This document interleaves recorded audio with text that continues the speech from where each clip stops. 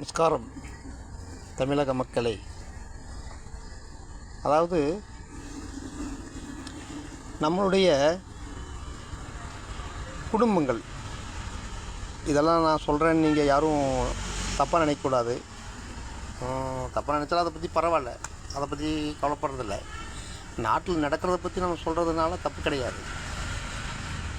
இப்போ நாங்களாம் சிறுசில் இருக்கையில் ரோட்டில் நடந்து போவோம்.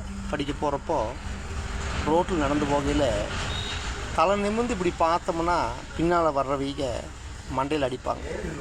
என்னடா ரோட்டை பார்த்து போடா, அங்கன்றா பார்வை அப்படின்னு அடிப்பாங்க.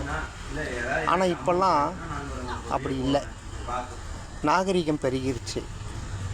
இப்போல்லாம் யாருமே அப்படி யார் பேசினாலும் யார் எப்படி பார்த்தாலும் யாருமே பெரியவங்க கண்டிக்கிறதில்ல.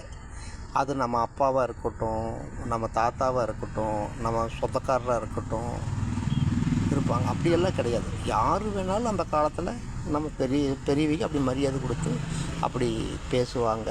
யாராவது பார்த்தாலும் சத்தம் போடுவாங்க. இப்போல்லாம் அப்படி கிடையாது.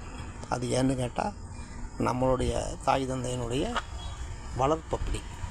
வளர்ப்பு நான் தப்பாக சொல்ல, நம்மளும் வளர்ந்துருக்கோம், நம்மளும் குடும்பத்தோடு இருந்திருக்கோம், சொந்த பந்தங்களோடு இருக்கிறோம், அண்ணன் தம்பிகளோடு இருக்கிறோம், அக்கா தங்கச்சிகளோடு இருக்கிறோம்.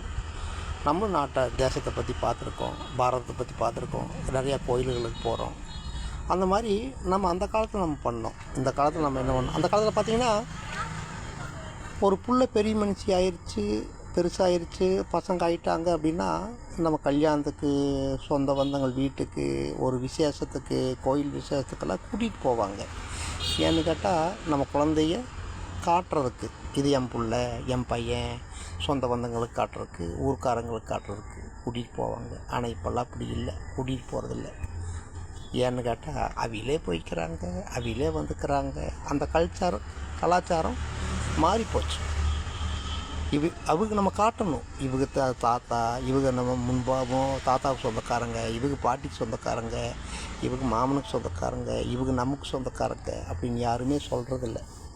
இதெல்லாம் சொல்லாத காரணம் ஏன்னு கேட்டிங்கன்னா நம்மளுடைய கலாச்சாரம் மாறிப்போச்சு, நம்மளுடைய இந்து ஆன்மீகம் மாறிப்போச்சு. இதெல்லாம் யாருடைய தப்பு?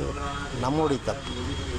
அதனால் நீங்கள் குழந்தைகளுக்கு இனிமேல் சொல்லி பிரயோஜனம் இல்லை. ஏன்னா இப்போல்லாம் அரசியல் மோகத்தில் இருக்கிறாங்க. படிக்கிற பசங்க, காலேஜ் படிக்கிற பசங்க அரசியலுக்கு போகிறாங்க, 10வது படிக்கிற பசங்க அரசியலுக்கு போகிறாங்க. அவிகளுக்கு ஏன்னா அவிகளுக்கு ஒரு ஒழுக்கம் இல்லை.